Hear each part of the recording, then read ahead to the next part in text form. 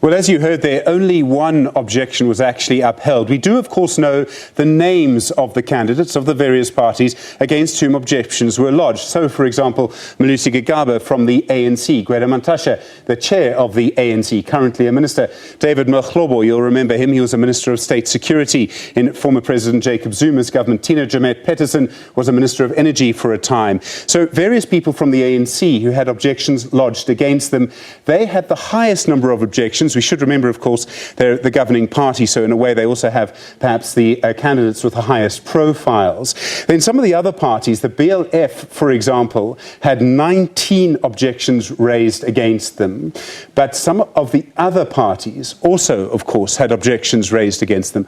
So, for example, we have situations where the Democratic Alliance had objections raised against 3 of their candidates. Again, all of these people, of course, got through the process. None of the objections were upheld against them. The Economic Freedom Fighters had 13 objections raised against them. Again, none of them were upheld, as with the ANC and the Democratic Alliance. The BLF had 19 objections. Then there were other parties that also had objections raised against some of their candidates. The Land Party had 4 objections. The ACDP had 1 objection against a candidate. There were other parties that also had 1 objection lodged against a candidate, including the AIC, the ACM, and the ATA. So just to remind you, the only objection that was upheld was from the Pan Africanist Congress. It objected against its own candidate. It objected because he, Seropane Mphethi, has been sentenced to a term of imprisonment of 18 months without the option of a fine. Mosotho Moepya is a commissioner at the Electoral Commission, and he's here for you now. Mr. Moepya, good evening. Thank you so much for your time. On what basis are you allowed to uphold an objection against a candidate to represent a party? The law is pretty clear, Stephen, on that.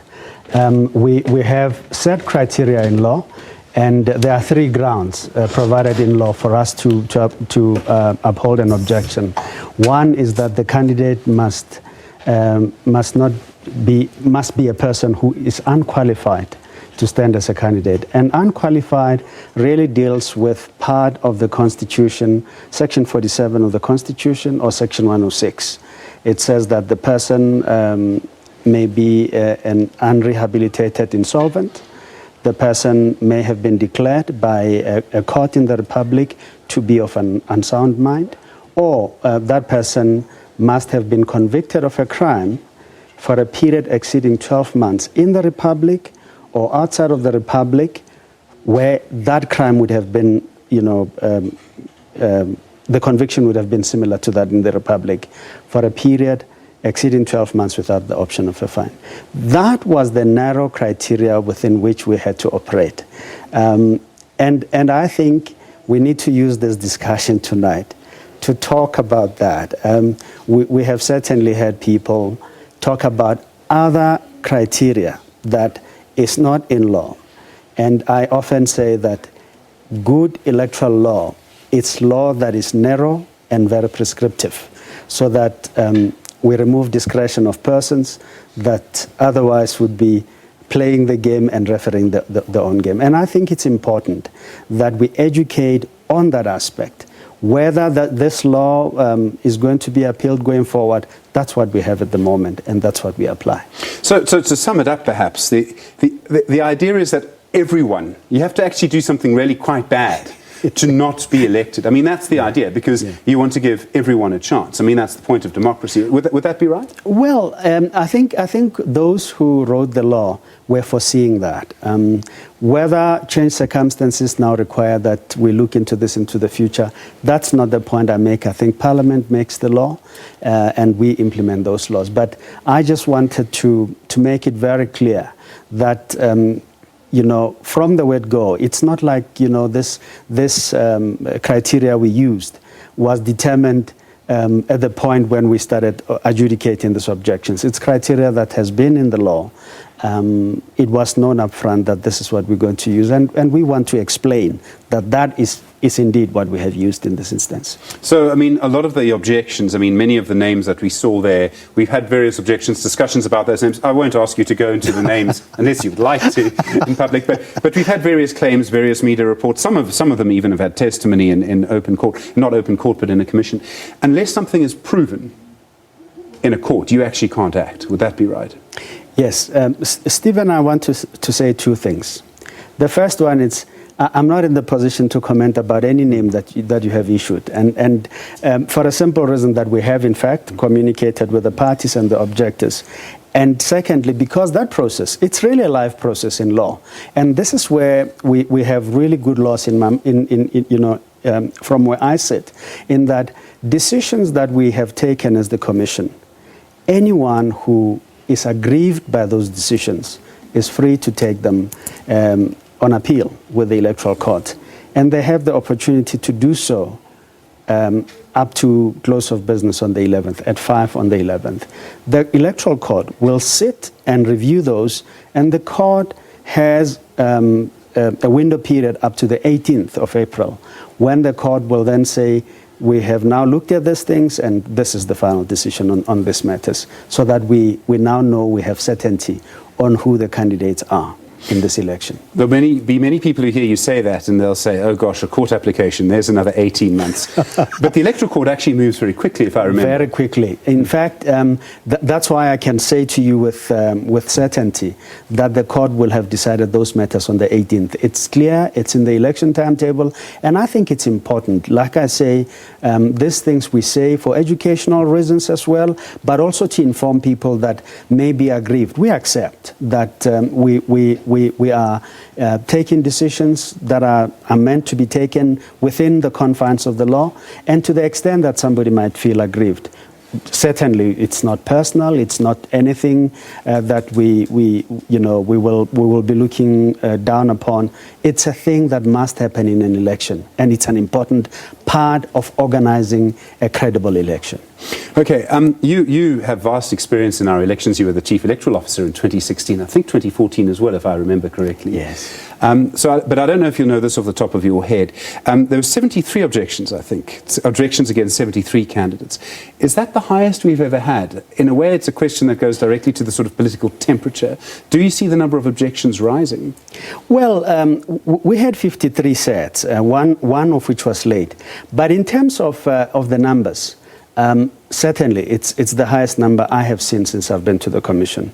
The sad part is that we, on this occasion, have seen objections that have come through that were not, a majority were not in keeping with the law, even though the Commission has been clear that we did not, try to be technical.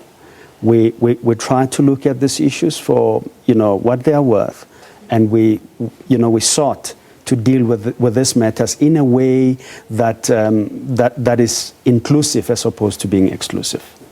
Okay, so there's still quite a lot of work to do in this case. I mean, in a way, this goes now to above your pay grade as the IEC. It goes to the judges, if I can call it that. Yes. There is a much bigger question around. You've got, I think, 29 days, 28 tomorrow morning. Oh, yes. So there's obviously a lot of work to be done. It does seem that the political temperature is perhaps higher than it's been. I mean, not worryingly high in any way, but certainly there's a lot of contestation, let me use that word. How are you feeling 28 days out? Are you ready? We are ready, but I think it's important that we say to political parties, their candidates, their supporters, citizens, non-citizens as well, people to be tolerant of views that may not necessarily be views they agree with. An election is a contest of ideas. We are in that season. Let us do so with great dignity. Let us do so with respect to the electoral laws that we have. The code of conduct is intended for that to be the case. I imagine that no single party should win an election and say we had a sweet victory, when in fact somebody feels that the laws have been violated. And I think that's the spirit within which we are calling on everybody to go into this election. We'll certainly, from our point of view, do everything that we can, and we are working around the clock to ensure that we deliver to this nation an election that will be credible, an election that will be free, and an election that will be fair. But I want to also say that it takes more than just the Electoral Commission to do so. Every one of us, from where we are, we can conduct ourselves within the law, it'll help us a great deal. And I want to thank all of you in advance for doing it. You probably won't comment on individual incidents, but when you hear of debates that, for example, ended up in the throwing of chairs, an SABC debate on Friday morning, other issues where people get disrupted, I mean, that kind of thing must worry you a little bit. On election day, you'll be hoping that your presiding officers at the, I think, 100,000 voting stations around the country are actually able to do their job properly.